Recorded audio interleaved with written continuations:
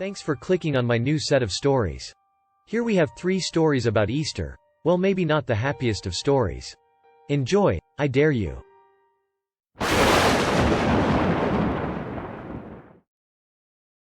It was Easter Sunday, and I was filled with an unsettling dread as I pulled up to my childhood home.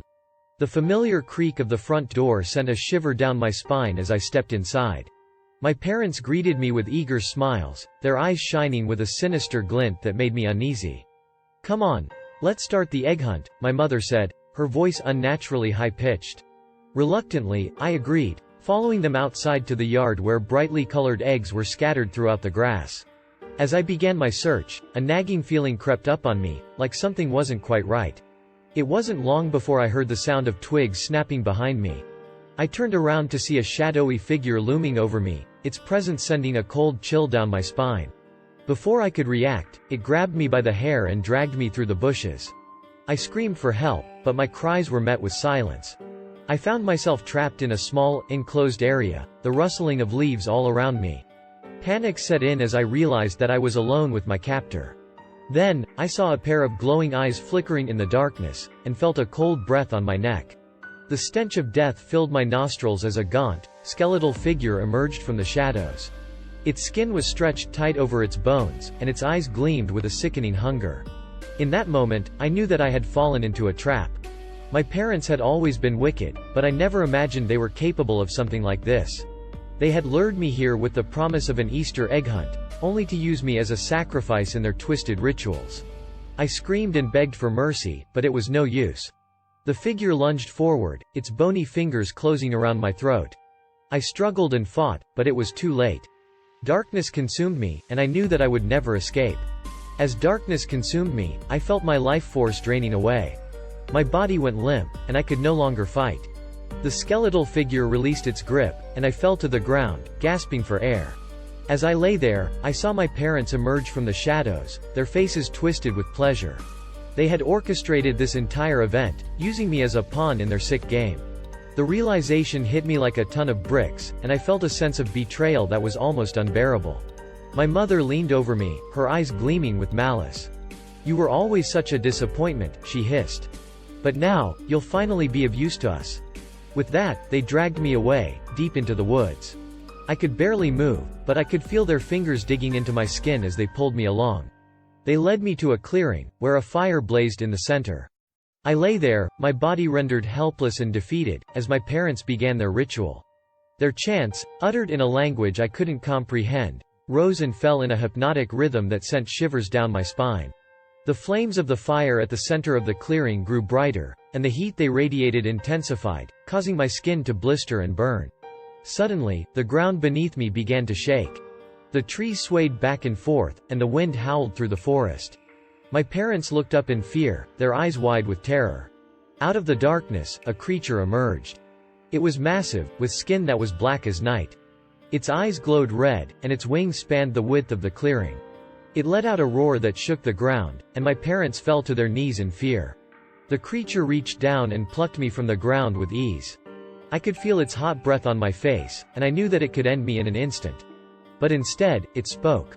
"You have been wronged," it said in a voice that rumbled like thunder. "But fear not. Justice will be served." With that, it disappeared into the darkness, taking my parents with it. I was left alone, battered and broken, but alive. As I stumbled back to civilization, I knew that I would never be the same. The memory of that night would haunt me forever, a reminder of the true nature of evil. But I also knew that I had been given a second chance, and I would use it to make a difference in the world.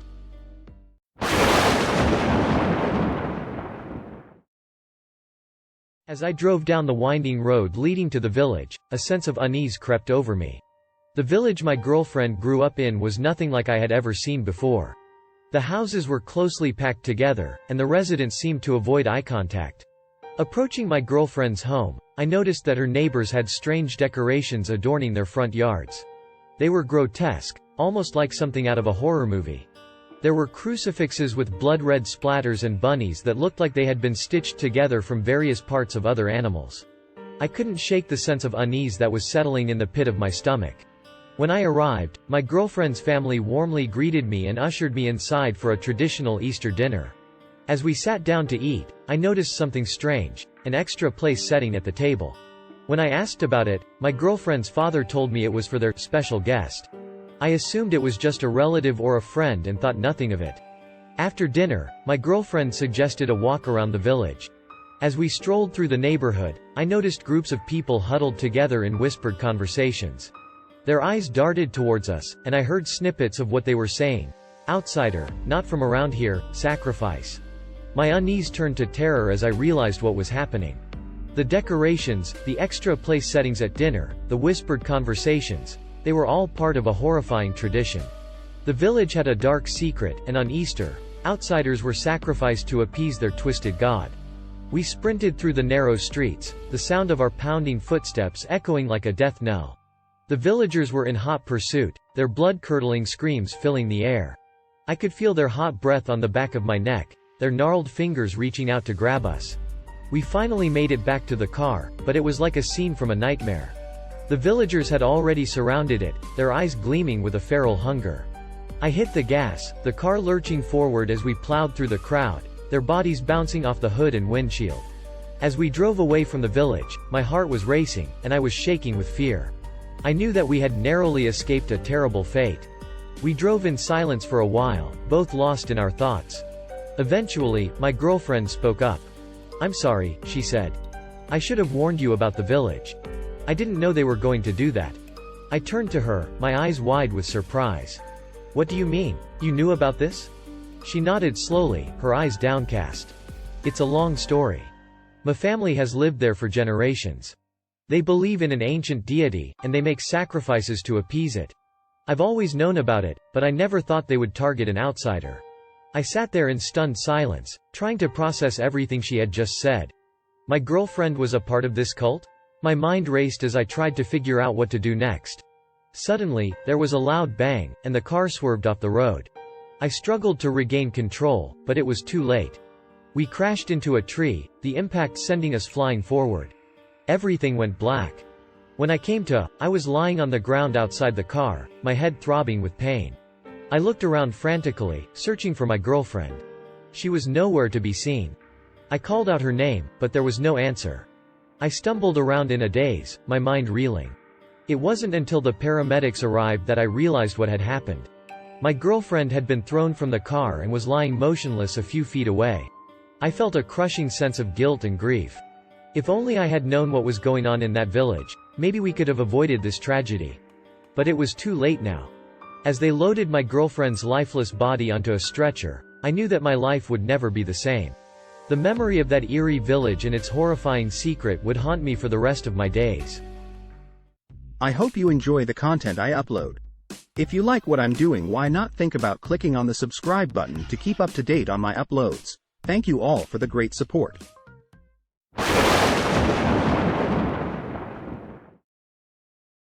The night was shrouded in a thick fog as the group of friends careened down the desolate road.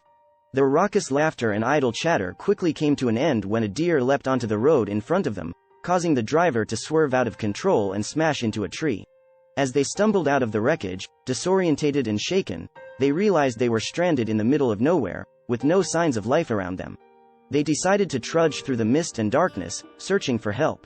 It wasn't long before they spotted a dim light flickering in the distance.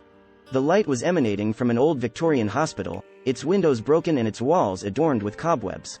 Despite its forlorn appearance, they were desperate and had no other choice, so they ventured inside.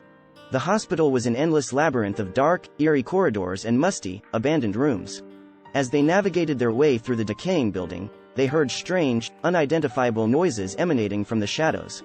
Soft whispers, moans of agony, and the incessant tapping of ghostly footsteps. Suddenly, they stumbled upon an old medical records room. The file cabinets were rusted and overflowing with yellowed files, but they were drawn to a file that was partially opened, revealing a label that read, "Easter Killer."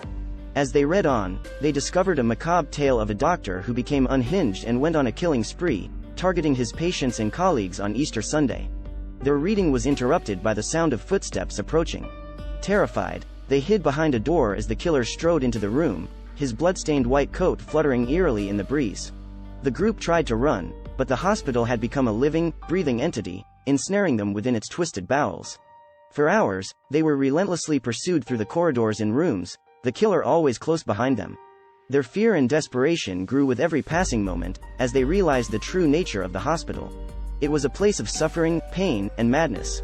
In a final, harrowing confrontation, they found themselves trapped in a room with the Easter killer. He slowly turned to face them, his visage a twisted, tortured version of humanity. As he reached out with a scalpel, the walls themselves seemed to come alive, enveloping the group in a nightmarish embrace of pain and terror. The group awakened, gasping for air, their clothes and bodies covered in blood and sweat. The hospital had been a cursed, sentient entity, feeding on the fear and pain of its victims. The Easter killer was its creation, a twisted manifestation of the building's malevolent energy. As the group fled the hospital, their minds and souls shattered, they knew that they had left a part of themselves behind. The hospital was still standing, its walls pulsing with dark energy, awaiting its next prey. Days passed, and the group found themselves unable to shake off the memories of the hospital. They were haunted by nightmares of the Easter killer and the malevolent energy that pervaded the building. They became reclusive and paranoid, unable to trust anyone or anything. One by one, they started to disappear. No one knew where they had gone, and the police were unable to find any leads. Rumors began to spread of a haunted hospital, a place where people went missing without a trace. Eventually, the hospital was condemned and sealed off, its dark secrets buried beneath layers of concrete and steel. But some say that on still, quiet nights, you can hear the sound of footsteps echoing through the halls, and the faint whispers of the Easter killer calling out to his victims. And so the legend of the haunted hospital lived on, a warning to all those who dared to enter its dark, twisted realm.